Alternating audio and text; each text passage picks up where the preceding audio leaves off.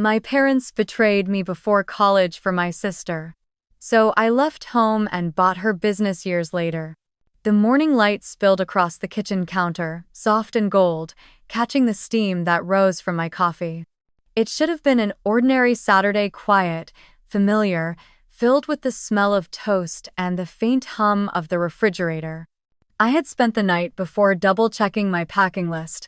Extra long twin sheets, textbooks bought secondhand online, a used laptop I'd paid for in installments from my summer job. Everything was ready. Everything had a plan until that moment. My dad sat across from me, reading the paper like he did every morning, his silver wedding ring tapping the edge of his mug in a steady rhythm, tap, tap, tap. It wasn't a nervous habit, it was his prelude. He always did it when he was about to deliver a lesson about life. My mother stood by the sink, her voice too calm, too smooth, like she'd rehearsed it in her head. "Honey," she began, not looking directly at me. "Your father and I need to tell you something important." I smiled politely, the kind of smile you wear when you expect small news, not a bombshell. My dad folded the paper and said it as if announcing the weather. "We gave your tuition money to your sister. Her business needs it more right now." The words didn't land all at once. They slid across the table like spilled coffee, slow, sticky, irreversible. My mom added, "You should be proud of yourself, Harper. You're helping your family. That's what it means to be part of something bigger."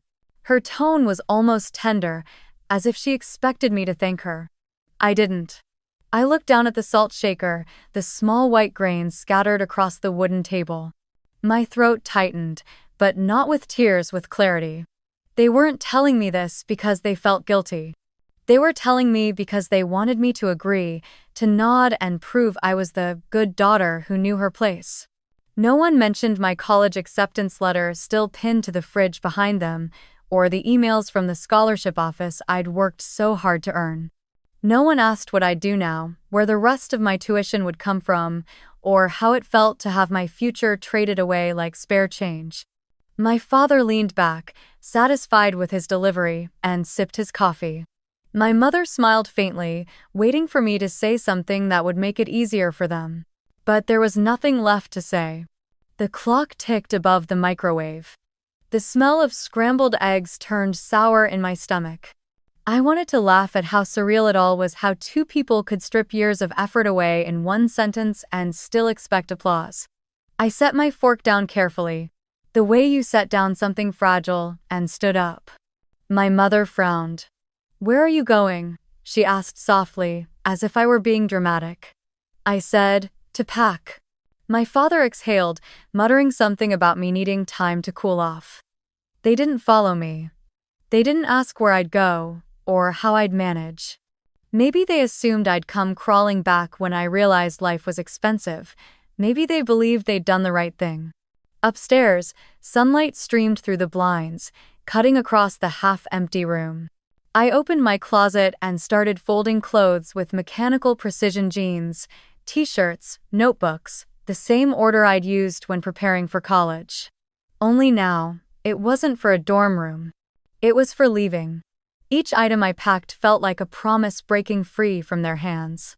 My acceptance folder went into the bottom of the suitcase. It wasn't worthless, it was just delayed. I glanced once more at the photo on my dresser. Sienna, smiling at her store's ribbon-cutting ceremony, our parents flanking her like proud investors. My stomach turned. I told myself it was just a pause, a reset, a week away until they realized how cruel that breakfast had been. But deep down, I knew better. It hadn't started that morning, it had been building for years, one small imbalance at a time, until the scale tipped and I finally saw the truth. I had never really been their equal. I was the insurance plan. The dependable one. The quiet second act after Sienna's show. Sienna had always been the headline. When we were kids, our family orbit revolved around her moods, her projects, her next big idea. If she painted one crooked flower on construction paper, Mom framed it. If I won the district spelling bee, they said, "That's great, Harper, but don't brag." My parents didn't hate me, they just didn't see me. Not really. I was the quiet, efficient background of their success story, the one they relied on to keep things running smoothly while they clapped for Sienna. When we were 10 and 16, Dad liked to say, "Sienna's got leadership in her blood, Harper's just steady." The word steady followed me like a polite curse. It meant safe, predictable, invisible. It meant they could count on me to do the right thing, even when no one else did. And maybe that's why I never rebelled. Maybe that's why I tried so hard to be the kind of daughter they'd finally notice for the right reasons. I remember the summer I turned 12. Dad came into my room with a big grin and told me, "I opened a college fund for you today." He ruffled my hair, said, "Keep those grades up, kiddo. You'll thank us someday." And I did keep them up: honor roll, volunteer hours, 0 detentions. I built my teenage years around that promise, believing that hard work equaled fairness. I didn't realize fairness had fine print. Meanwhile, Sienna bounced from one dream to another like she was trying on personalities. Ballet classes for 3 months. Photography for 6. Then she decided to start a business. It began with a folding table at local craft fairs, selling handmade candles and embroidered tote bags. Mom posted every photo like it was a corporate IPO. "My girl has vision," she'd caption, proud as if Sienna had just cured cancer. Dad called her our little entrepreneur. When the sales slowed, they treated it as a challenge, not a warning. Dad took out a small loan to give her a chance. Mom helped design the logo. They let her turn the garage into a workspace and bought her a new camera. I wasn't jealous, at least, not at first. I actually thought it was kind of exciting, watching her chase something she loved. But as months passed, I started noticing the small ways the world bent for her. The chores she forgot but I was asked to finish. The excuses they made on her behalf. "She's under a lot of pressure," Mom would say. "You're better at handling stress." By senior year of high school, the pattern was carved in stone. Sienna's small shop had become Willow and Wire, a boutique filled with candles, macrame, and handmade jewelry, mostly funded by my parents, who now referred to it as the family business. They went to every pop-up event she hosted, wore her logo on their t-shirts, and handed out flyers at church. When I got my acceptance letter to Ohio State, they said, "That's wonderful, Harper. Maybe you can help Sienna with her website while you're in school." That was the moment it clicked. I wasn't the daughter they celebrated. I was the labor behind their pride. The final months before college were a blur of double shifts at a diner called Benny's Grill. The manager was strict, but he paid in cash, and I saved every dollar. The regulars liked me. They'd call me the kid with the spreadsheet because I tracked everything: tips, hours, even meal discounts. My parents thought it was cute, but never once asked why I was saving so obsessively. If they had, maybe I would have told them I didn't trust their promises anymore.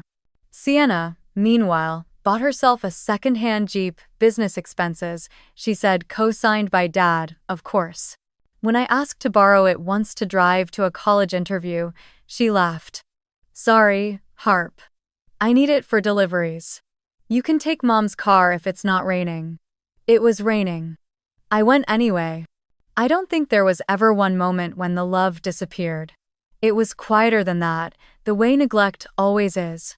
It wasn't abuse or cruelty. It was absence. It was every small choice that said, "Sienna matters more." On my 18th birthday, Mom forgot to bake a cake, so she handed me a gift bag from the grocery store. Inside was a notebook and a pen set. "For college notes," she said, already distracted by Sienna's new online launch. I smiled, thanked her, and went back upstairs. I wrote on the first page, "Never depend on promises that cost them nothing." The night before I left for Austin, I took the shoebox out from under my bed. Inside were 2 years of tips, crumpled bills, coins, a few envelopes from regulars who'd given me extra for textbooks. It added up to $950. Not enough to start a new life, but enough to get far enough away to think. I slid the box into my duffel bag, tucked my acceptance folder beside it, and sat in the dark for a long time. From downstairs, I could hear the faint murmur of my parents watching Sienna's interview on a local business podcast. They laughed at her jokes, clapped when the host called her the face of the modern maker movement. I waited until they turned off the lights. Then I slipped my backpack on and looked around my room one last time. The walls were covered in college brochures, each one now meaningless but still mine. Outside, the night air was humid and heavy. I called a cab, dragging my bags down the driveway while the crickets screamed like sirens. The house behind me stayed dark. Not a single window flickered. No one noticed I was leaving, not yet. Maybe they'd assume I was cooling off. Maybe they'd think I'd come home once I realized how hard life could be without them. But as the taxi pulled away, I looked at that house shrinking in the rearview mirror and thought, it's not that they didn't love me, they just loved her louder. And that silence, my silence, was about to become my loudest answer. Austin didn't feel like freedom at first. It felt like noise, heat, car horns, the smell of oil and tacos drifting through the air. The city pulsed with people who seemed to know exactly where they were going, and for the first time in my life, I didn't. The cab dropped me off in front of a narrow brick building that leaned slightly to the left, wedged between a pawn shop and a bakery that smelled like burnt sugar. My apartment was really just a room above a taco stand, with one window that looked out over an alley and a fan that made more noise than wind. Rent was $400 a month, cash only, no lease, no questions. It wasn't home, but it was mine. The first week, I barely spoke to anyone. I spent the mornings walking the city, learning bus routes, memorizing where the cheap stores were. I found a diner that would hire me for the night shift, washing dishes, mopping floors, filling ice bins. The manager, Luis, didn't care about my lack of experience. You show up, you stay sober, you keep your head down, he said. That's it. I nodded. That I could do. The hours were long. I came home at 2 or 3 in the morning with wet sleeves and aching hands. The room always smelled faintly of fried onions from the taco stand below. I'd shower, eat whatever scraps I'd packed, and fall asleep to the hum of the ceiling fan. There were nights I'd wake in a panic, thinking I'd made a huge mistake, that I'd thrown away security for stubborn pride. But then I'd picture my parents' kitchen table, my father's ring tapping the mug, my mother's bright, rehearsed smile. And I'd remember. I hadn't walked away from safety. I'd walked away from permission. By day, I lived in the library. It was cool and silent and smelled like old paper and possibility. I didn't have Wi-Fi at home, so I spent hours hunched over a computer in the corner, reading everything I could about small business logistics, supply chains, inventory management. The words didn't come easy at first, but the logic did. It made sense to me, the cause and effect, the systems beneath the chaos. If my sister had been chaos wrapped in glitter, I wanted to become order wrapped in quiet. I tried a few small projects, the kind of online side hustles YouTube promised could make you rich overnight. Dropshipping gadgets from China, freelancing as a virtual assistant for $5 an hour. They all failed spectacularly. My PayPal account froze twice, and I lost nearly $400, nearly half my savings, on a marketing course that turned out to be a scam. I remember sitting on the edge of my bed that night, staring at my cracked laptop screen, the glow flickering against the peeling wallpaper. The air smelled like grease and disappointment. But giving up wasn't an option. It never had been. I made a new rule. If I failed, I had to write down why. Every mistake became a note, a pattern, a formula I could fix later. You can't lose, I wrote, if you're still learning. It was a small lie I told myself just to keep moving, but sometimes survival is built on small lies. I learned to stretch every dollar until it screamed. My diet became a rotation of instant noodles, eggs, and canned soup. I timed my laundry for free water days, walked instead of taking buses, and collected receipts to track every cent. On Sunday nights, I opened an Excel sheet and logged everything: income, expenses, goals. The file name was Light One. XLSX, though I didn't know why I called it that yet. There were days when the loneliness felt like a second job. I'd hear laughter from the street below, couples eating tacos, music spilling out from a bar across the block. I'd look at my reflection in the window and barely recognize the girl staring back pale, tired, too serious for 19. I missed the version of me who thought the world was fair. I missed believing that effort and love were enough. But then something shifted. One afternoon in the library, I overheard a woman complaining about her online store. She couldn't keep track of inventory between her Etsy page and her local stock. Her problem sounded small, but to me, it was a puzzle I could solve. I leaned over, shyly, and suggested a free inventory tracker I'd read about. She thanked me, tried it, and 2 weeks later returned, beaming. "It worked," she said. "You saved me a fortune." That moment, just that small proof that I could make something better, was the first breath of air after drowning. That night, I opened my notebook and wrote a single line. "No one owes me an opportunity, but I owe myself one try." I taped that sentence to the wall above my bed. It stayed there long after the tape yellowed. I stopped searching for shortcuts and started studying fundamentals. How to manage supplier schedules, how to calculate reorder points, how to create efficiency maps for small businesses. It wasn't glamorous. There was no applause, no mentors, no startup funds, just quiet work done in the glow of a cheap screen. A month later, at a thrift store near campus, I found a small brass desk lamp. It was scratched and dented, but when I plugged it in, the light was warm and steady, the color of honey. The shopkeeper said, $5 if you can carry it yourself. I carried it all the way home.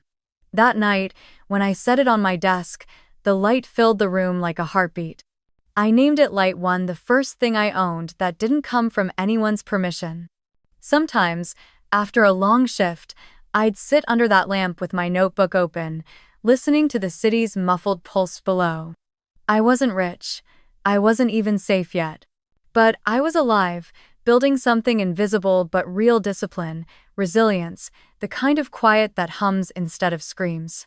And somewhere deep inside me, a voice began to whisper, calm and certain. This is how it starts. It started with a candle shop. A tiny, cramped space tucked between a yoga studio and a vape store, its front window always fogged with waxy fingerprints and the faint smell of lavender. I used to pass it every night on my way to the bus stop after work, the same "Help Wanted" sign taped crookedly on the glass. One evening, curiosity or maybe desperation made me push the door open. Inside, the air was thick with vanilla and something sweeter, the kind of scent that tried too hard to feel comforting. A woman behind the counter looked up, exhausted. Her name was Marta. She told me she was the owner, that business had been fine until it wasn't. I asked what she meant, and she waved at the shelves crowded with candles in mismatched jars. "I'm either out of everything or drowning in too much," she said. "I never know what to reorder or when." She was losing money every week ordering too much of the slow sellers and not enough of what people actually wanted. That night, back in my tiny apartment, I built her a spreadsheet. It wasn't fancy, just columns for SKUs, reorder points, and daily sales volume, but it gave her something she'd never had before. A system. The next morning, I brought it to her, free of charge. Marta looked at the printout like it was a magic trick. "So, I just put in numbers and it tells me when to order?" she asked. "Exactly," I said. 3 weeks later, she called me, her voice bright for the first time. "I don't know what you did, but I'm finally keeping up. No overstock, no empty shelves. I saved $1,700 this month." I didn't tell her it wasn't magic. It was math. But math had a way of making miracles look easy. Marta introduced me to a friend who ran a small skincare studio, and suddenly I had a second client. Then a third.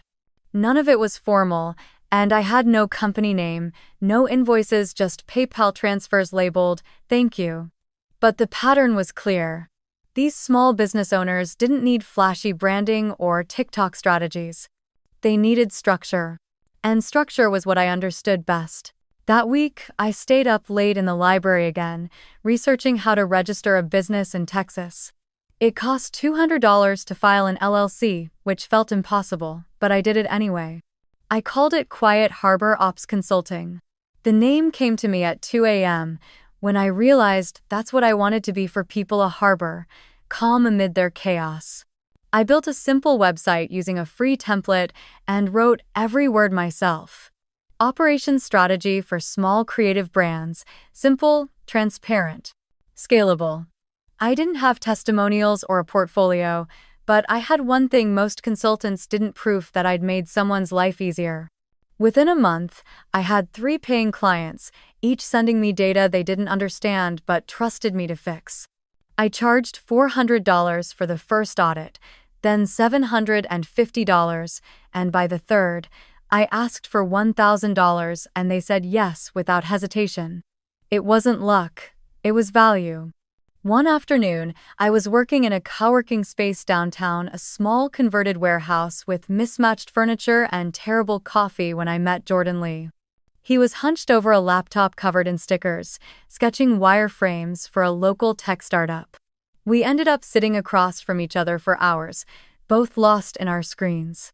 When the Wi-Fi crashed, we finally talked. Jordan told me he was a UX designer who freelanced for small businesses, helping them make their websites less confusing. I told him I worked on operations, which he found fascinating because, as he said, most creative founders treat operations like an afterthought until it kills them.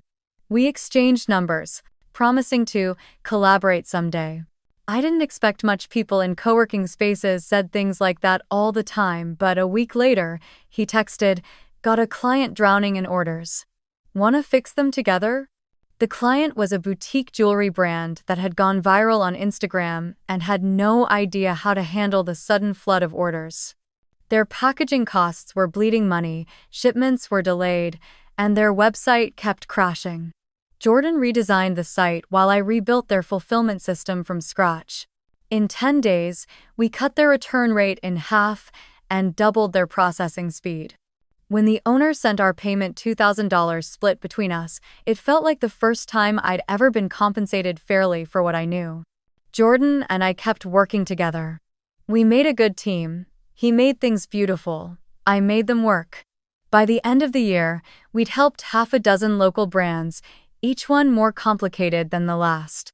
I learned how to write contracts, how to file quarterly taxes, how to say no when someone tried to underpay me for exposure. The business grew slowly, but steadily. My nights no longer smelled like dish soap and fryer oil. I quit the diner, moved into a small 1-bedroom with a window big enough to let in morning light.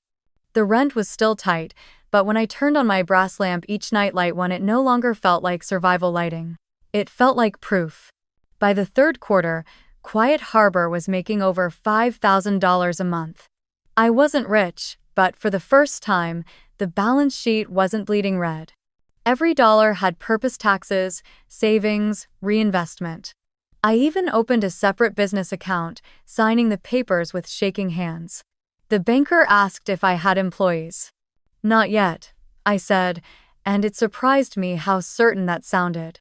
I sent Marta a thank you card with a note inside. "You were my first client. You proved I wasn't invisible." She texted back a picture of her new candle label. It read, "Light Harbor," a tiny nod to my company. It made me laugh, then cry. Jordan started calling us the Quiet Fixers. We didn't chase trends or pitch investors. We just solved problems that no one else had the patience to untangle. Our work was small, clean, and precise, like resetting a broken watch. And maybe that was the first real difference between me and my family. They loved the noise, the launches, the applause, the performance of success. But I'd learned to love the silence of things working exactly as they should. One night, as I sat under my lamp reviewing invoices, I realized I wasn't just surviving anymore. I was building something. Something entirely my own. The thought came softly, without fanfare, but it felt like standing on solid ground after years of sinking. Everything was legal, everything was simple, everything worked. And for the first time in my life, that was enough. Growth didn't arrive like a drum roll. It arrived like a checklist I kept finishing before noon. The more I showed up for small brands, the more they showed up for me.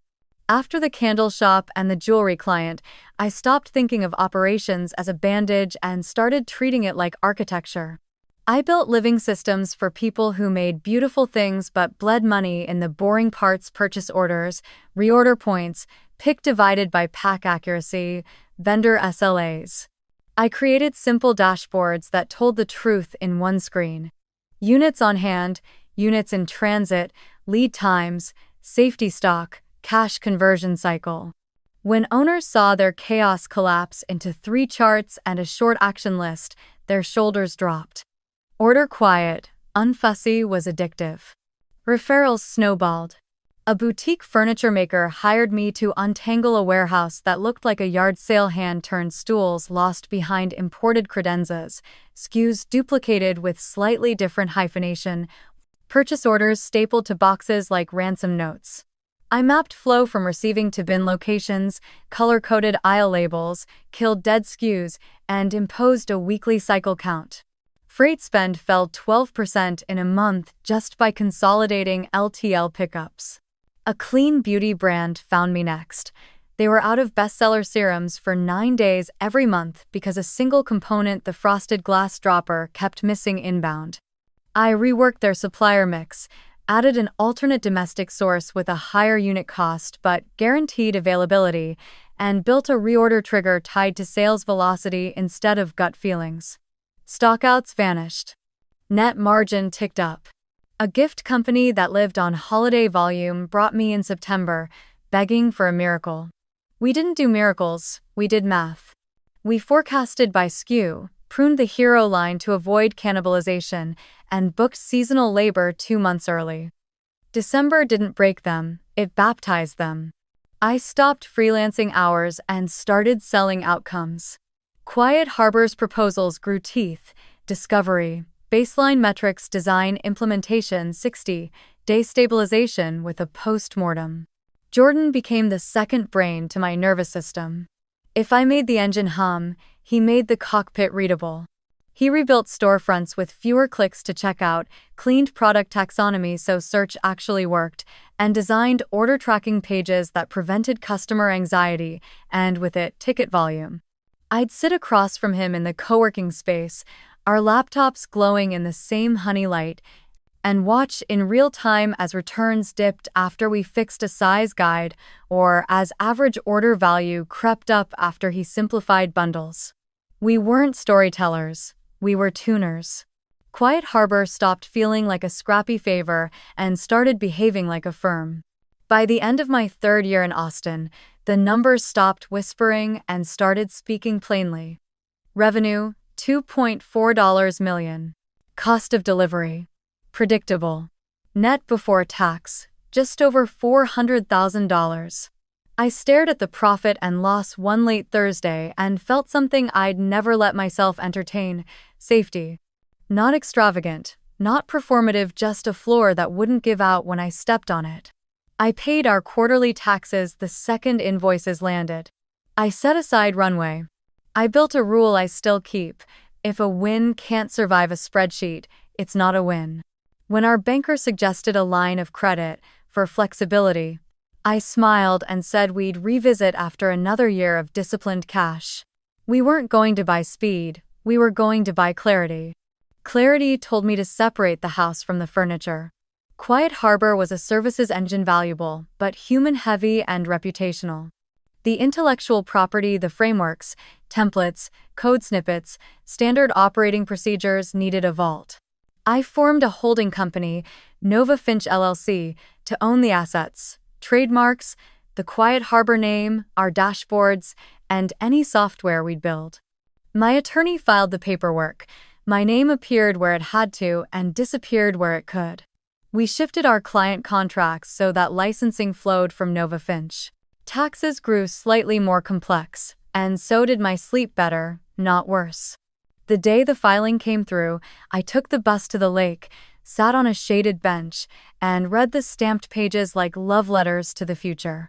No confetti, just proof. With the shell in place, we turned the guts of our playbooks into code. Jordan-led product. I appointed myself product manager by temperament and necessity. We built Quiet Systems, a lightweight layer that sat over the tools our clients already used and stitched them into a single nervous system. Shopify, ShipStation, Airtable, QuickBooks, where data used to fracture, we made it talk. We didn't chase AI fanfare, we chased reliability. Automatic reorder suggestions based on true velocity, lead time variability baked into safety stock, exception alerts that meant something. You're 3 days from a stockout on SKU, a 17 unless you expedite component D. Implementation took a week, not months. The interface was what Jordan called frictionlessly boring, the highest compliment in our world. We priced it like a working person would respect, a base fee small brands could stomach, plus a performance rider when key metrics improved. Our first 10 deployments paid for themselves inside 2 billing cycles. After 20, Quiet Systems stopped being a line on proposals and started being the proposal. That's when the client mix shifted. We still love tiny shops. Marta's Candle Store would always be our origin story, but regional brands began to knock. A furniture cooperative spanned 3 warehouses across 2 states. Quiet Systems gave their ops manager a single pane of glass and gave me the deepest joy I know, the moment metrics turned faithful. A clean beauty conglomerate tested us on 1 division, then rolled us to 3 more after customer service tickets fell nearly 30% on the back of timely, honest order updates. A national gift distributor, skeptical and weary, let us audit a single SKU family. We found $86,000 a year trapped in mismatched case packs and wasteful returns. They signed a 2-year deal. I bought better lights for the office but kept light 1 on my desk, its brass still scarred. I started paying myself a salary I wouldn't be embarrassed to disclose to an auditor. I maxed out retirement accounts I hadn't known how to spell 3 years earlier. When a friend asked what it felt like to be rich, I told her I didn't feel rich. I felt permitted to think long-term. My past had taught me that the opposite of poverty wasn't opulence. It was runway. Jordan and I formalized titles because clients liked knowing where responsibility lived. He took CTO. I took CEO. On paper, the holding company held us both, and in public, the work spoke louder than our names. We chose invisibility on purpose. No panel, circuit vanity, no performative LinkedIn sermons, no founder selfies beside rented cars. We documented our process like engineers, not influencers. The hires we brought in 2 analysts, 1 implementation lead, and a part-time controller didn't come for culture. They came because the checklists were clean and the work went home at a reasonable hour. We paid on Fridays by noon because reliability multiplies morale more than slogans ever will. I tracked every dollar like a gardener tracks rain. When surplus gathered, I didn't water rocks. I bought soil, a better staging environment for Quiet Systems, a modest content team to write the documentation our future clients would read before they ever spoke to us, a small research grant for a state university lab to model lead time volatility in domestic versus offshore components. None of it trended, all of it worked. The more we reinvested in unglamorous reliability, the more word of mouth replaced selling. Orders felt less like hunts and more like weather. Some nights, alone in the office, I'd open the family group chat and feel the old ache rise photos of Sienna at pop-ups, my mother's captions landing like soft punches. So proud of our entrepreneur. I didn't reply, not out of spite but to preserve what I was building, a life that didn't hinge on their volume knob. I filed the photos away in a private album labeled Perspective and closed my phone. The spreadsheets were kinder than nostalgia. The first time my personal accounts crossed 7 figures, most of it retained earnings I hadn't paid myself yet. I didn't buy anything.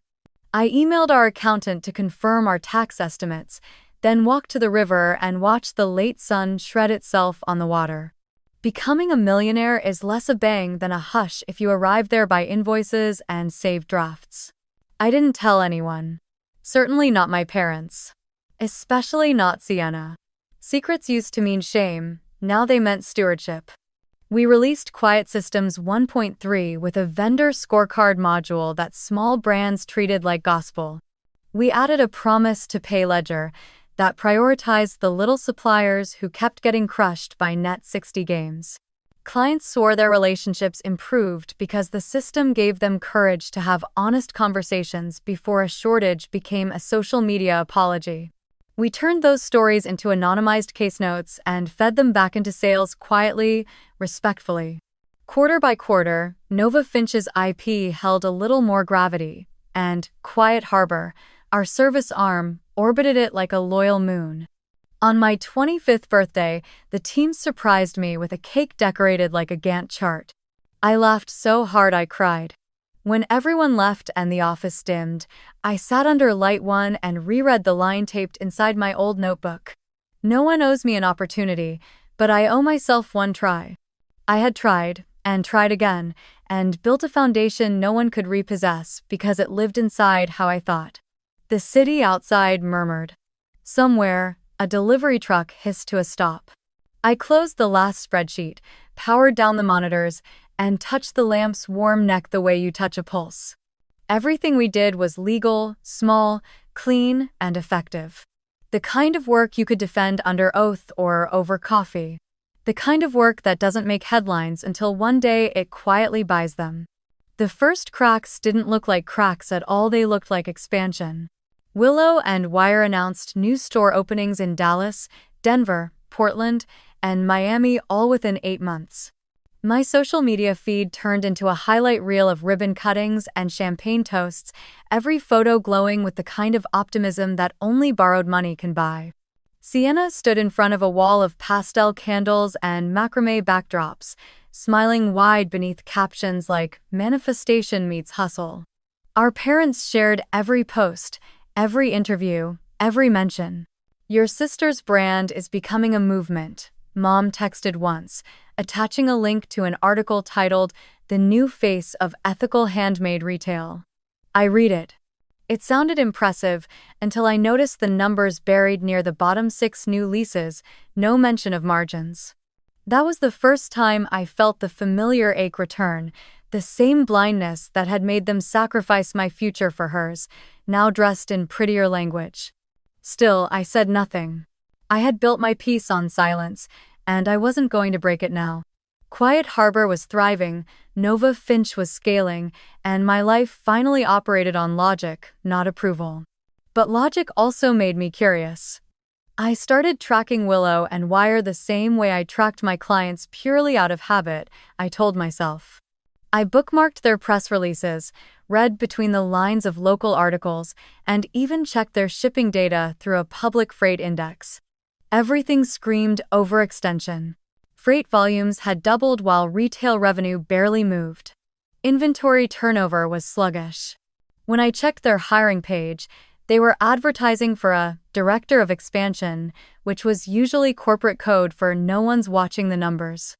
A few months later, I was on a call with a client in Chicago when an alert popped up from one of the trade magazines I subscribed to: Willow and Wire secures new line of credit to fuel growth. The article mentioned a $750,000 revolving facility backed by personal guarantees. I didn't need to read the fine print to know what that meant. My parents' signatures were likely somewhere on those pages. That night, I sat under the brass glow of Light 1, scrolling through every public record I could find. Store openings. Build-outs. Inventory imports. The debt curve climbed like a bad heartbeat. Mom called around that time, her voice sugar-sweet and vaguely performative, as though rehearsing for an invisible audience. "Your sister's doing so well," she said. She even got invited to speak at a women in business panel. "Aren't you proud?" I answered softly. "I'm always proud when things work out." It was true, technically. They just didn't catch the part where I was proud of the lesson that was coming, not the performance still playing. By the end of that summer, the headlines changed tone. Willow and Wire restructures operations amid rising costs. Founder blames supply delays for store closures. I knew what that kind of language meant.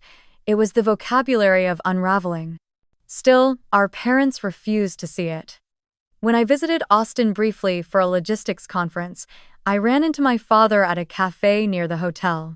He looked tired but carried the same quiet arrogance I remembered from those kitchen mornings. "Your sister's company is scaling faster than expected," he said between sips of coffee. "Growth always looks messy from the outside." I asked, "And from the inside?" He chuckled. "You wouldn't understand. Creative ventures take risk." He didn't ask about me. Didn't ask what I did or why I was there. Maybe he assumed I was still figuring myself out, wandering from gig to gig. That was fine. It was easier to let the past underestimate me. Then, one cold October morning, I saw it. An industry bulletin headline in clean black text. "Willow and Wire Files for Chapter 11. Protection Liabilities, estimated at $1.2 million." I stared at the screen longer than I should have. My reaction wasn't joy. It wasn't vindication. It was stillness, the kind that comes when every thread finally connects and the picture you've been ignoring sharpens into focus. The filing listed unpaid suppliers, 2 defaulted leases, and outstanding loans guaranteed by family partners. Their Dallas and Miami stores had already closed. Their main manufacturer in Mexico had cut ties after 6 months of unpaid invoices. I recognized the pattern, the same misalignment I'd built my career correcting for other people. Except this time, the client hadn't hired me. They'd dismissed me years ago at breakfast. An hour later, my mother posted a long message on Facebook. "Every business faces seasons. This is just one of them." We couldn't be prouder of Sienna's courage to keep creating. Challenges are just stepping stones to greatness. Hundreds of likes followed, neighbors, church friends, old family acquaintances leaving comments like, "So inspiring," and "Strong women raise stronger daughters." I read everyone silently. Then, without emotion, I right-clicked the bankruptcy article, saved it as a PDF, and filed it into a new folder on my desktop. W&W Data. That night, I made tea and sat at my desk, watching the amber light ripple across my notes. For the first time in years, I didn't feel like the invisible daughter. I didn't need to remind them what they'd done, or prove anything to anyone. Life was doing that for me line by line, invoice by invoice. Still, I wondered what dinner at their house must have been like that evening. Whether Dad still tapped his ring against his coffee mug when things went wrong. Whether Mom still used words like growth and faith to hide fear. Whether Sienna still believed she was destined for something bigger than accountability. I didn't reach out. I didn't call or comment or send a message. I had learned long ago that silence travels farther than any explanation. Instead, I opened my operations dashboard for quiet systems, reviewed a few client tickets, and scheduled tomorrow's team sync. Numbers, at least, kept their promises. When I shut down the laptop, the city outside was humming again, same as it always had when I first arrived in Austin with nothing but a duffel bag and $950 in tips. Only now, I had offices, contracts, a company worth millions, and a peace they'd never understand. They had chosen her once. The world had chosen the truth later. And the truth was patient. The notice was dry and clinical when it finally landed in my inbox. A docket number, an address on the edge of an industrial park, and a spreadsheet listing everything that once made up my sister's kingdom: inventory pallets, fixtures, a customer email list, a website domain, trademarks, social handles, even the rolling racks from the flagship store. Chapter 11 had become Chapter 7. Restructure had become liquidation. The last sentence of the notice read like a dare. Assets to be sold in lots to highest qualified bidder. I read it twice, then forwarded it to my attorney with 6 words: Nova Finch will be the bidder. There wasn't anything dramatic about the decision. It felt like brushing dust off a lens until the view snapped into focus. We had the capital. We had the systems. We knew exactly why Willow and Wire failed and exactly how it could have lived if it had been boring on purpose.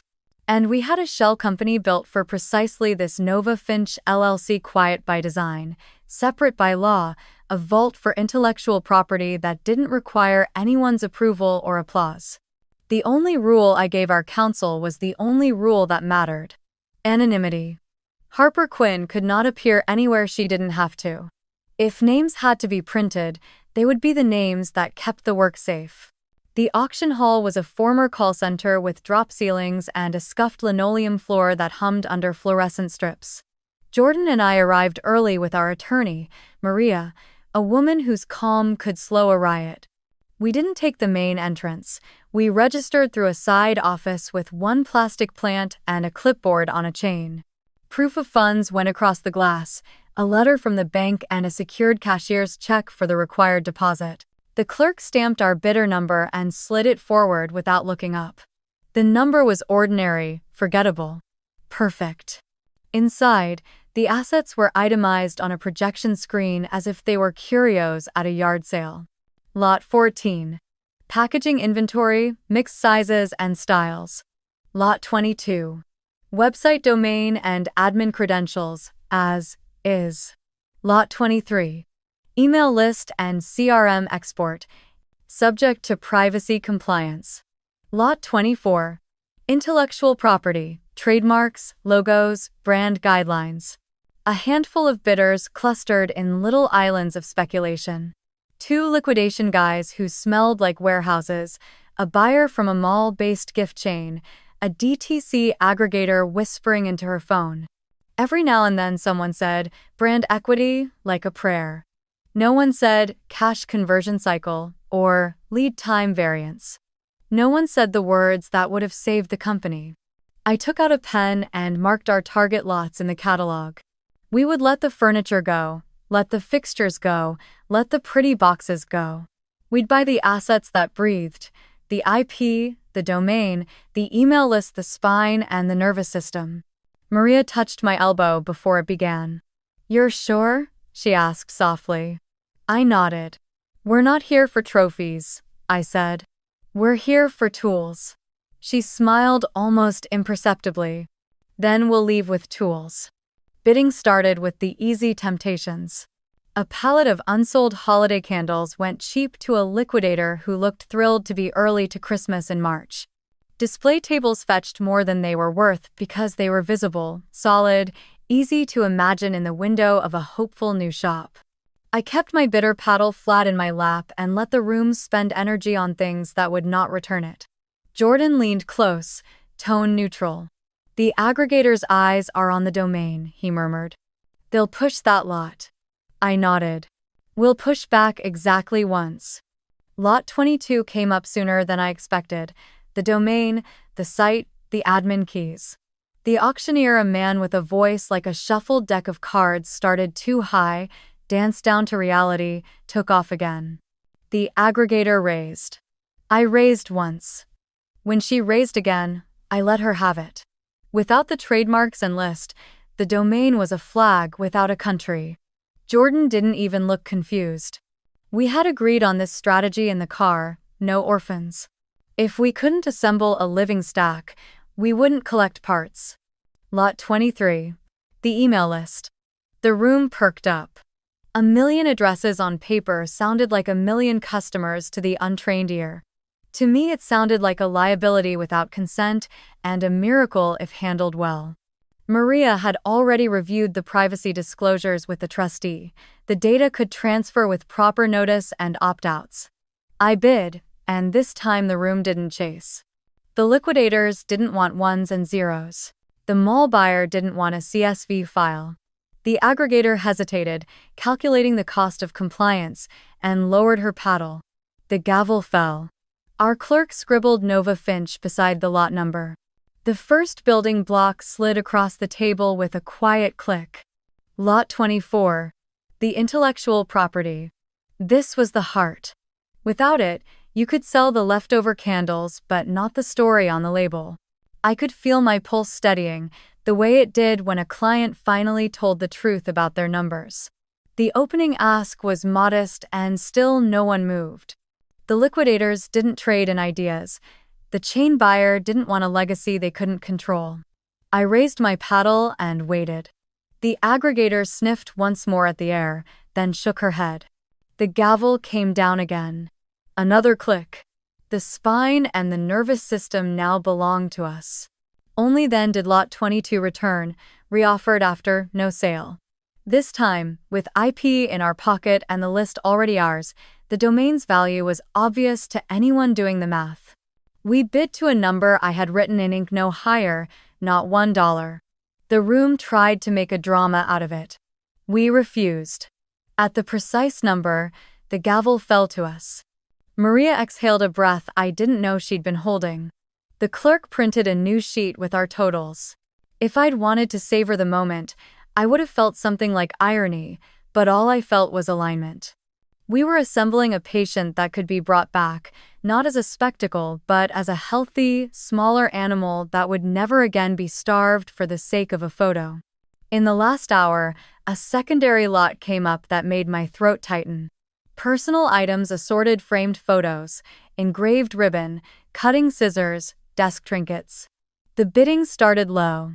I could have raised my paddle, bought back childhood fragments, carried home proof that the world had once applauded the wrong lessons. I kept my hands in my lap. No trophies, I said quietly. Jordan didn't ask if I was sure. He just nodded, as if to place one more brick in the boundary I'd built around my piece. The liquidator bought the box for pennies and looked almost apologetic. I wasn't. Memory is not an asset class. We closed at $210,000, all in 1/10 of the last valuation I'd seen bragged about on my mother's Facebook 2 years earlier.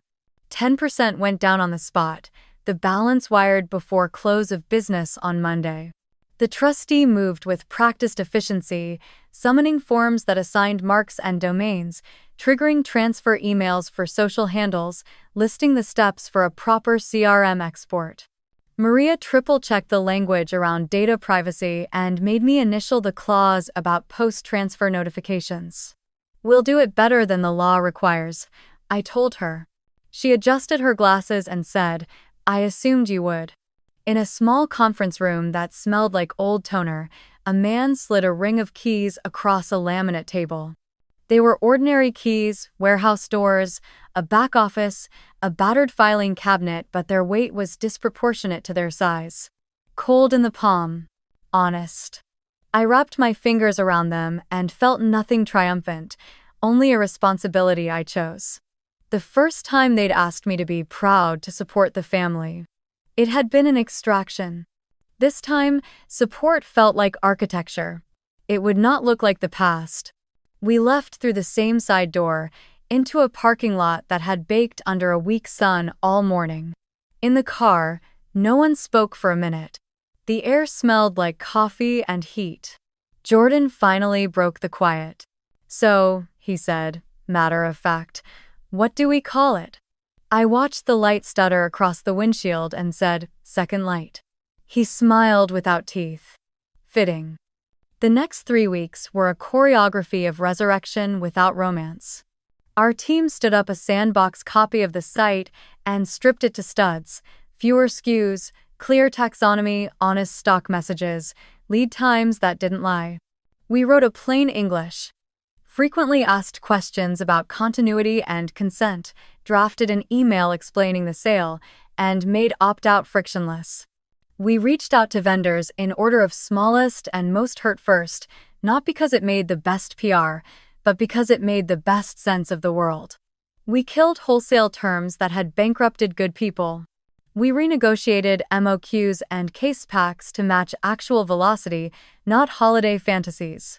Jordan reskinned the store with a palette that didn't scream handmade so loudly it forgot to be useful, calm grays, a softer serif, negative space that breathed. I wrote a single paragraph for the About page. "We are a small team that believes in fewer, better things and the dignity of paying on time. If you were hurt by the previous entity, here's what we're doing next." No confessions. No theater. Just the plan. We filed the trademark for Second Light Co. under Nova Finch. We moved the IP through a clean daisy chain so that, If anyone ever tugged, the rope wouldn't snap at my name.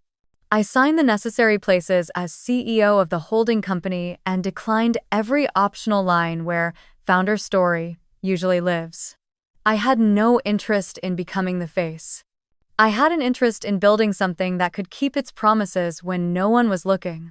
On the Friday before launch, we stood in the warehouse under a different kind of fluorescent light, the kind that has been cleaned, aligned, and replaced when it flickers. The aisles were labeled.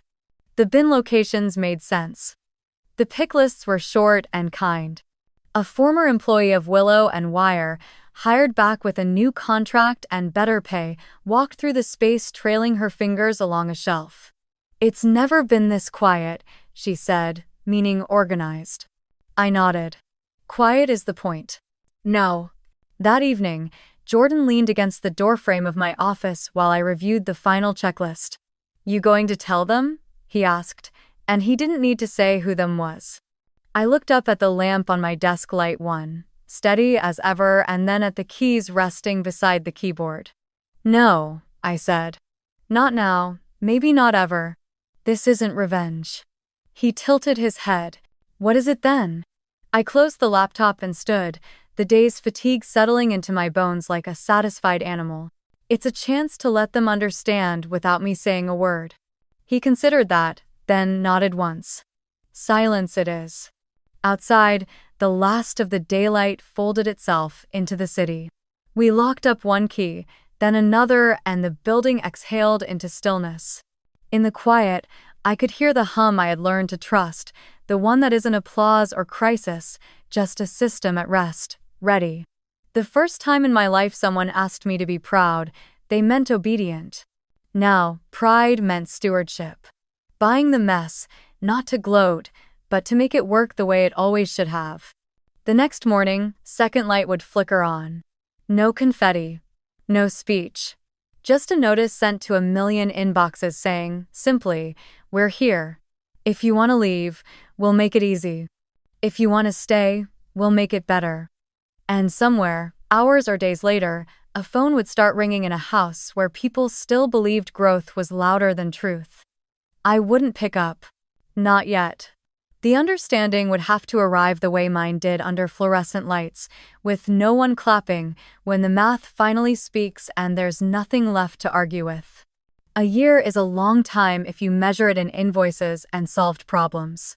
It's short if you measure it in what people expect of you. By the time 12 months had passed, Second Light had settled into the rhythm I'd wanted from the beginning. Fewer SKUs that actually turned, vendor terms that respected both sides of a handshake, promises kept in small, boring ways. We didn't launch new collections with fireworks. We refined the ones that deserved to exist. We didn't chase wholesale for the vanity of shelf space. We said no until the math said yes. Customers noticed not with screaming comments, but with something better. Repeat orders, lower return rates, quiet thank you notes sent at 2 a.m. after a package arrived when we said it would. The brand stopped pretending to be big and started being reliable. Reliability, it turned out, was newsworthy. The first article called Second Light, a case study in humane operations. It ran on a niche retail blog that only people like me read, outlining how we'd bought a broken craft label out of bankruptcy and rebuilt it as a lean, debt-averse vendor. First business. They included a quote from an anonymous supplier who said, "I didn't think I'd ever trust that name again." Then the new team paid our oldest invoice with interest. I cried in my truck. No one asked who we were, they asked how we did it. That was my favorite kind of curiosity. Momentum is a tide. A regional business journal picked up the story next, then a national e-commerce newsletter. The paragraph that kept getting copied was the one Jordan wrote for our site. "We believe in fewer, better products, and in keeping our word to the people who make them, ship them, and buy them." Simple sentences, sharp as a scalpel. Reporters liked that we declined to give a founder origin myth. They liked that the team photo on our About page was a shelf with labeled bins. They liked that our roadmap was 2 bullet points. Pay people on time. Don't lie with lead times. It was boring, It was radical. Then the glossy piece landed. A mid-tier magazine with a habit of crowning quiet rebels ran a feature titled Second Light Co., a former family brand, now reimagined by Nova Finch CEO Harper Quinn. It wasn't a hit piece. It wasn't even dramatic. It was precise. It traced the public filings any determined reader could have found, explained the bankruptcy auction, named Nova Finch as the acquirer, and identified me as its CEO, citing corporate records and interviews with vendors who'd agreed to speak on background. They quoted me twice from an old talk where I'd said, "There's dignity in unglamorous competence," and where I'd refused to answer a question about my ties to the original founders. The photos were of hands, shelves, cartons, a packing slip being scanned. Nothing personal. Everything personal. The story posted at 6:12 a.m. Austin time. By 6:18, my phone lit up like an alarm panel. First came the unknown numbers blocked, out of state, the kind that follow a press release around. Then a familiar ringtone I hadn't heard at that volume in years. Mom. I watched the call glow against my desk for 3 rings, 4, 5, then fade. It returned, immediately, as if the silence had been a mistake. 17 times that morning, her name bloomed across my screen like a stubborn weed. Between those calls, my father's voicemail filled with that same stern warmth he used to save for lectures. "Harper, call me back. We need to talk about what you're doing. That is a family company. You can't just this isn't how family handles things." Another message: "Whatever you think happened, this is not the answer. You need to sell it back. We'll make this right together." He didn't say the words college fund. He didn't say we're sorry. He said family like a deed he believed he still held. At 8:04, Sienna's email arrived. The subject line read, "A chance to talk, please." The body was long, spilling across the monitor with the same breathless energy she used for product captions, only this time the commodity was grace. "Harper, I didn't know it was you. If I had known, things would be different. I just need one more shot to prove I can lead. The brand is my heart. You know how much I poured into Willow and Wire. You've always been so good with numbers. With systems, maybe we can do this together? I can take creative and community, you can handle operations." The press is saying such nice things. Imagine how powerful it would be to tell the world sisters rebuilt this. "Call me, please.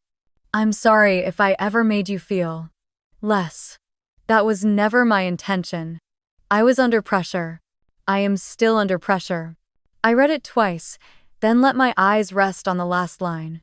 "I know you're the right person to fix what I started." It sounded like flattery. It was finally an admission. But even apologies carry terms when they show up after a headline. I didn't respond. I opened my notebook, took the cap off my pen, and wrote a single line under today's date. They found out because the work was visible, not because I talked. Then I went back to my checklist. The warehouse needed a new tape machine. The vendor ledger needed 3 reconciliation emails. Customer support had a draft reply for me to edit the one we'd prepared for the inevitable handful of messages that would say, "Wait, weren't you those people who stiffed us?" Our answer was the same as it had been since day one. We are a different entity, with different leadership and different values. We will never ask you to believe us. We will show you. Around noon, Jordan appeared in my doorway with 2 coffees and his face arranged in that careful neutrality he keeps for volatile news. He set one cup beside light one and raised an eyebrow. "You've seen it?" he asked, meaning the article. I nodded. He didn't mention the calls piling up on my screen, or the way my mother's name kept flashing and vanishing like a distant lighthouse. He just said, "Our inbound doubled. Suppliers are sending referrals." One of the ones who swore us off last year just asked to come back with updated terms. He took a sip. "I'll draft a statement for press inquiries. No comment plus a link to the vendor policy." We worked through lunch. The office hummed the way good spaces do. Printers exhaled, carts rolled softly, screens clicked open and closed. At 2, I stepped into the small glassed-in conference room we never used for theatrics and watched the street for a minute. A delivery truck backing into a bay, a woman jogging with a stroller, a dog determined to smell every metal pole within a city block. The ordinary world continued, indifferent to revelations. My phone buzzed again against my palm. This time, the voicemail transcription populated while it rang. My father's voice, clipped and almost formal. "If you don't return this call by end of day, we will involve counsel. This is a matter of reputation and..." The transcript cut off. I deleted it without listening to the rest. Maria called shortly after, laughing softly in that way only lawyers can when someone threatens the wrong statute. "Tell your father corporate separateness is not a mood," she said. "There's nothing to involve unless he wants to sue the public record." Her tone softened. "You okay?" I looked at the lamp, at the keys on my desk, at the folder where I'd kept every document from the auction, every notification we'd sent, every opt-out we'd honored. "I'm fine," I said. "I'm busy." In late afternoon, the magazine emailed asking if I wanted to add comment for a follow-up piece. I wrote 2 sentences and deleted them. I drafted a paragraph and deleted that too. I let the cursor blink like a heartbeat until it slowed, then closed the window. We had already said everything we intended to say on the site, what we made, how we paid, what we believed. The rest belonged to the math. Calls became a metronome. The screen lit, dimmed, lit again. The old house number. Mom's cell. Unknown. Unknown. The family group chat pinged with blue bubbles stacking into a wall. "Harper? This isn't you. We are trying to understand. Answer the phone." A cousin I hadn't spoken to in years texted, "You really did this?" with a string of wide-eye emojis that read like accusations dressed as awe. I set the phone face down, turned the ringer off, and let the silence thicken into something protective. As evening pulled itself across the windows, the office emptied. The warehouse lights clicked to night mode. The building's hum settled into the soft, contented sound I trusted more than any speech. I stayed. I turned on the brass lamp and let its warm circle pool across my desk. Paperwork, tidy and inevitable, fanned out around it, renewals to sign, vendor thank you notes I answered by hand, a stack of old thank yous from customers who'd written to say a gift arrived on the right day and made a mess heal for an hour. On the wall, our values sat printed on cheap paper in a cheap frame. Pay on time. Tell the truth about time. Choose small vendors first. It looked almost silly. It worked like religion. The phone buzzed again, the 17th call that day from my mother. I watched her name pulse once in the reflection on the glass of the conference room door. For a second, old instinct reached for me, the version of myself trained to pick up, to smooth, to make it easier for everyone else. I let the instinct pass. I let the call roll to voicemail and then to silence. I tried to imagine their kitchen that night. My father pacing, trying to find a legal angle that didn't exist. My mother composing and deleting messages no one would read. Sienna refreshing the article, zooming in on my name as if the pixels would blur back into her own. Maybe they sat at the same table where I'd learned the sound of my father's ring on ceramic, the sound that used to introduce a lesson about how the world works. I wondered if he still tapped when the lesson didn't go his way. Jordan texted a photo from the warehouse before he left. The new tape machine installed, a neat line of packages labeled, a team member giving a thumbs up in the background. "We're good here. Go home when you're ready." I stared at the image until the ache in my chest loosened. Work is proof. Work is answer. When the building was quiet enough to hear the air conditioner change registers, I spoke out loud, softly, to no one. If they wanted me to save the family business, I did. Just not the family. The words didn't taste bitter. They tasted exact. I didn't save the hierarchy that had taught me to disappear. I saved the part of the story that could be redeemed. Pay who you owe, tell the truth, build small and strong and on purpose. I shut down my computer, stacked the papers into a square, and placed the keys in their tray, the warehouse, the office, a new filing cabinet that contained contracts I could show to anyone. On my way out, I paused in the doorway and looked back at the pool of light on the desk. In another life, that glow would have been a spotlight, begging me to explain, to justify, to perform hurt or magnanimity, to give everyone a scene they could forgive. In this life, it was just a lamp. It was enough. Outside, the evening air felt cool and clean. I walked to my car slowly, letting my body remember what it means to leave a place when the work is done, and not because you've been told to go. My phone, silent now, sat heavy in my pocket like a stone I'd finally decided not to skip. Somewhere, a notification waited to announce another article, another take. Somewhere else, a woman opened a box from us and found a candle that smelled like orange peels and cedar, and a little bit like hope. When I reached the driver's side, the screen woke with one last vibration, an email this time, from a vendor we'd paid ahead of schedule. I heard the news, but I already knew what mattered. You pay on time. That's the only press I need. I smiled, slid into the seat, and let the quiet fill in what the headlines never could. Recognition, yes. But not the kind my family taught me to starve for. This recognition belonged to systems that worked, to people who could plan because we kept our word. It belonged to a second light, steadier than the first. And it would keep burning whether I answered the phone or not. They came on a Tuesday, the kind of day that exists mostly as a bridge between other things.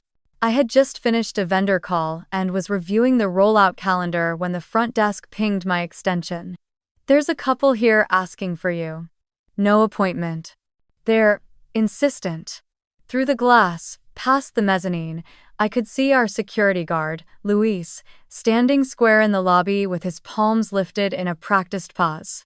My mother's posture rigid, chin lifted as if the air above her were a better altitude, was unmistakable. My father stood half a step behind, jaw tight, eyes scanning for leverage. Between them, in a slouch that looked like a costume she didn't know how to take off, was Sienna. I told the desk I'd come down. Not because they deserved the courtesy, but because I did. Boundaries aren't real until you can hold them in proximity. The elevator hummed to the lobby. The space smelled faintly of craft paper and cold air. Sunlight fell in through the doors and broke into rectangles across the polished concrete. Luis glanced at me with a quiet question. You sure? And I nodded. He moved just enough to let our guest step inside the vestibule, nothing more. Harper, my mother said, voice pitched between maternal and managerial. We've been calling. I noticed, I said. My father stepped forward, planting a smile that looked laminated. We can discuss this like adults. There's no need for theatrics. Theatrics would require an audience, I said. We don't do those here. For a beat, no one moved. I kept my hands loosely at my sides. I could feel the lamp-warm calm of my office still in my bones, the mechanical kindness of systems running upstairs. It steadied me in the way a railing steadies a stair. My mother blinked first. Are you doing this to punish us? She asked. The question came out thinner than she meant it to. Buying the company. The article, this. Performance of silence. Is this revenge? No, I said. I'm fixing what adults broke. My father's nostrils flared. Adults make hard choices. And then they own them, I said. Or they teach their children that promises mean nothing. Sienna shifted, and for a moment I saw the girl from the craft fair with glue on her fingers and the whole world applauding. She looked smaller now, and not because she'd lost anything in the papers. Loss is a public shape, this was private. Her eyes were red in the corners. I didn't know it was you, she said, voice rough. If I had known. You would have asked for more, I said, not unkindly. You always do. My mother bristled. She is your sister. And I am your daughter, I said. We can hold two truths without one disappearing. The lobby swallowed the sound of that. Outside, a delivery truck hissed to a stop. A woman wheeled a stroller past the glass. Somewhere behind me, the thermal label printer sang a brief line and slept again. Sienna took a breath that broke halfway through. I can help, she said. I know the community. The makers still know me. I can rebuild that trust. Let me come back, not as a favor, just let me do what I'm good at. She glanced at my mother, then back at me. I know I messed up, I do. But I can be the face while you do the operations. The word landed like it had always landed, with the faintest curl of dismissal, as if mechanics were lower than spark. You don't need a face, I said. You need integrity. Her eyes flashed, hurt flickering into anger. You think I don't have integrity? I think integrity is what you do when no one is clapping, I said. When a vendor is small and the payment is inconvenient. When a lead time slips and you tell the truth instead of making a story out of it. When you don't sign loans other people can't afford to honor. Integrity is dull. You were always bored by dull.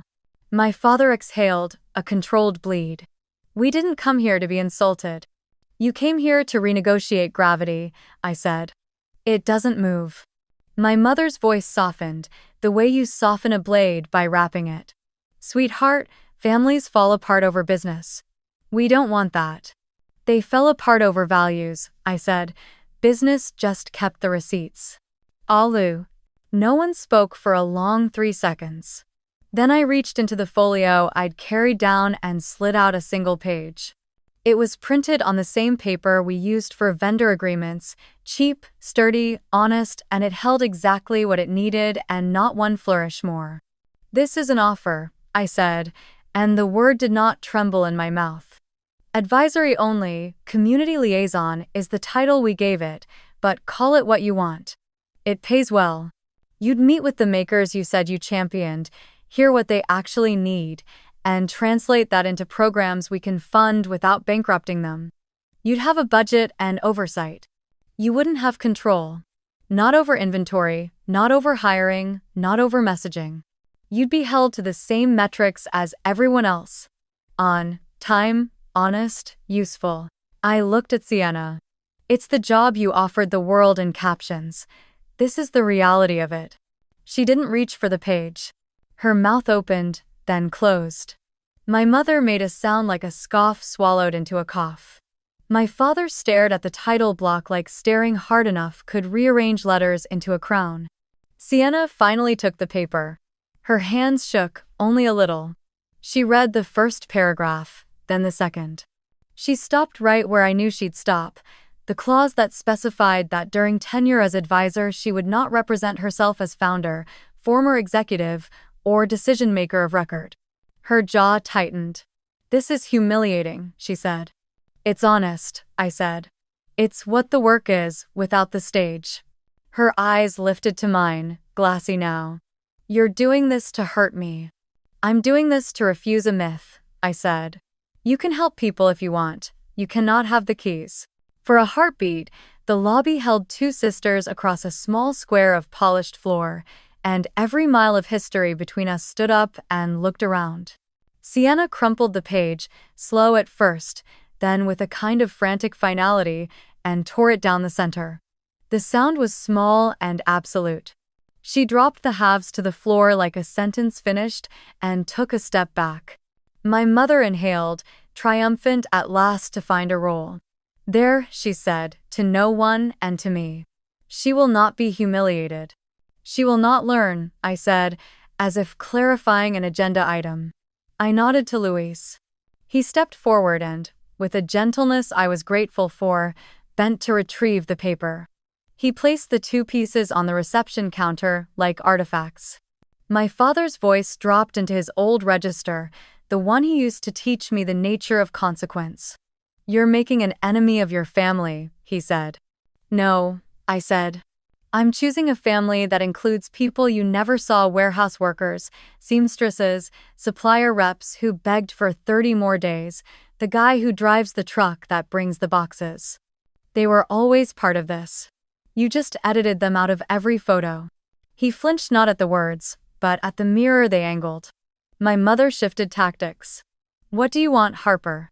Money? Recognition? We can do a press release. We can tell the story together. We can. What I want is already happening, I said. Products that exist for a reason. A calendar without lies in it. Checks that clear before a vendor has to call their landlord.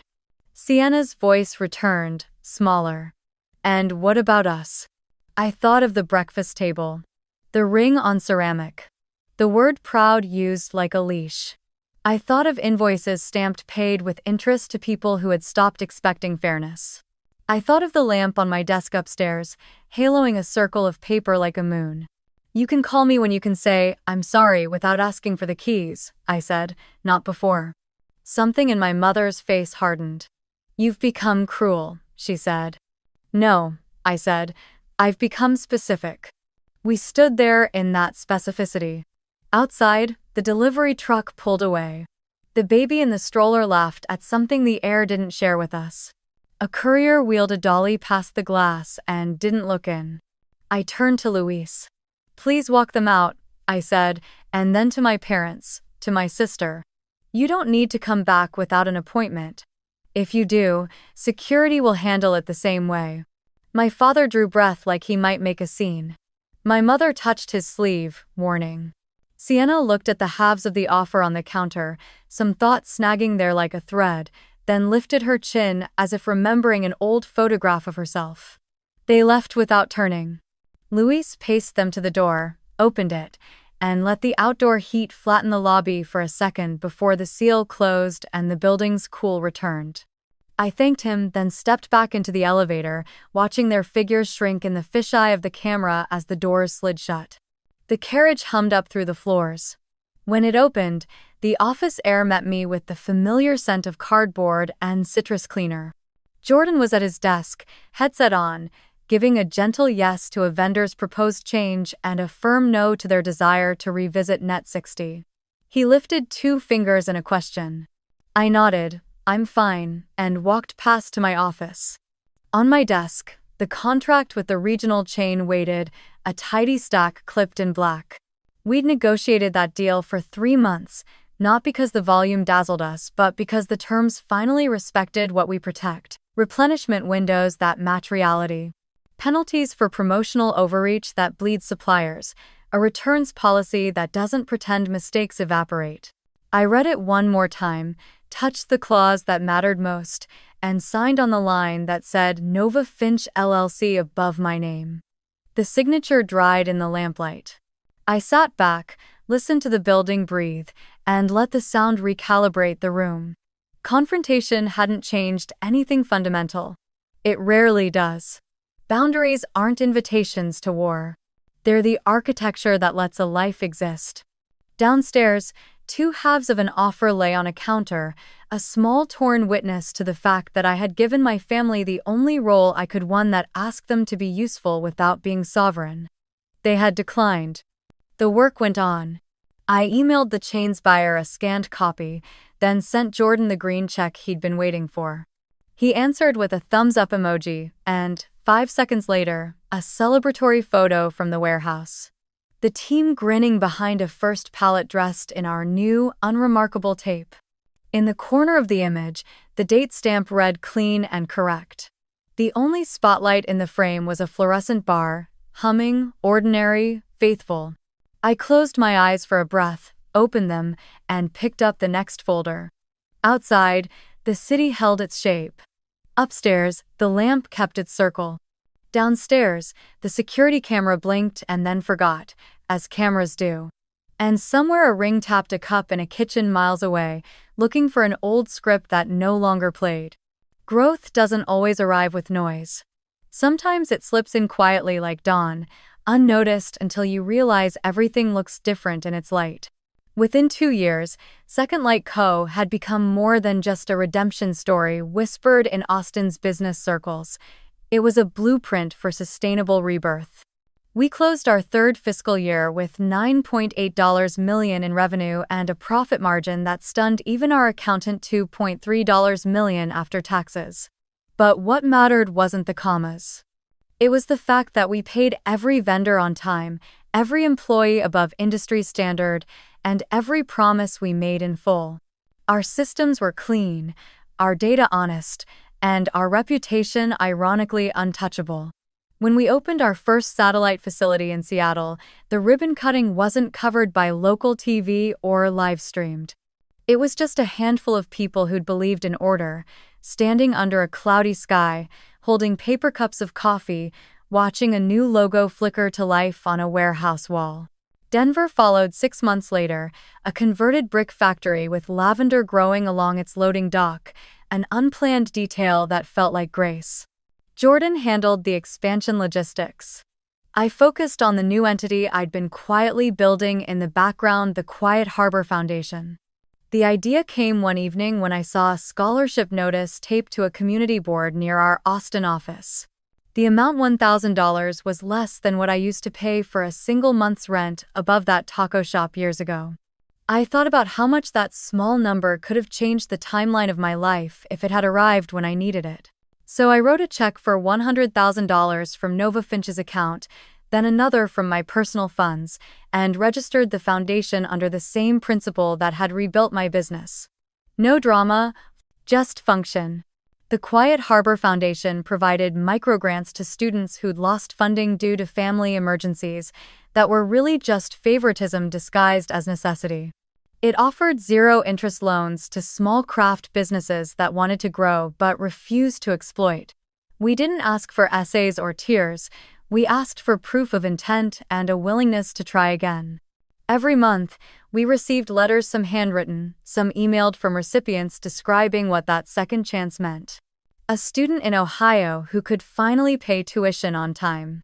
A baker in Arizona who reopened her shop after a flood. None of them knew who I was. That anonymity was the point. Then Forbes Local called. They'd heard of the foundation and wanted to feature the 20-something CEO who turned a failed family business into a model of modern ethics. I almost said no. But Jordan reminded me, visibility used right helps the mission. Not your ego, your impact. So I agreed. The interview took place in a minimalist studio with 2 bright lights and a journalist who smiled with professional curiosity. She asked all the expected questions. How I started, how it felt to be labeled self-made under 30, what motivated me. Then she leaned forward, her voice softening into the question that everyone wanted answered. Do you ever regret how things ended with your family? I paused, not to search for the answer, but to give it weight. Only that I expected fairness, I said, from people who taught me competition. The quote became the headline. Some called it cold, others called it profound. I didn't correct either group. A week later, the issue arrived at our office. My photo sat beneath bold text. Harper Quinn, the engineer of Quiet Empires. My team taped it discreetly on the break room wall. I walked by it once, smiled, and went back to work. By the end of that quarter, Nova Finch had diversified into 3 subsidiaries, and my personal account carried a balance that would have made my father speechless enough to buy back the old house twice over, pay off every loan they'd ever signed, and still have a few million left to breathe. Jordan once asked me if I wanted to. It's poetic, you know, he said. Full circle. I shook my head. Poetry needs emotion. This needs peace. Instead, I bought a small cabin near Lady Bird Lake. Not the grand kind you post on social media, just a 1-story cedar structure with white curtains and a wraparound porch that smelled of rain. I planted lavender along the edge of the yard and strung soft lights across the railing. In the mornings, I worked there with the windows open. In the evenings, I brewed tea, turned off my phone, and listened to the wind scatter the lake's surface like a memory trying to settle. When the first lavender bloom opened that spring, I stood barefoot on the porch, the same pair of hands that once scrubbed taco shop dishes now steady enough to grow something delicate. The scent was faint but certain proof that things could thrive quietly, without applause, without permission. I didn't need the house I'd left behind. I didn't need the validation they withheld. I had built something they could neither define nor destroy. The headlines would fade, the sales would fluctuate, but the foundation, the quiet one, would outlast all of it. In the soft hum of evening, I realized the truth I'd spent years trying to earn. Success wasn't about reclaiming what was stolen. It was about refusing to measure your worth by thieves. That night, the city was wrapped in a hush. From my office window, the lake shimmered like liquid glass, and the lamp on my desk. Light one, still the same brass lamp from my first apartment, glowed steady in the reflection. My phone vibrated once, twice, 3 times. The names were the same as they'd always been. Mom, Dad, Sienna. I didn't pick up. Not out of anger. Anger had long burned itself into ash, but because the answer had already been given. I opened my voicemail app and recorded one final message, my voice calm, almost gentle. "I've already answered," I said. "Just not in words." I hit send and turned off the phone.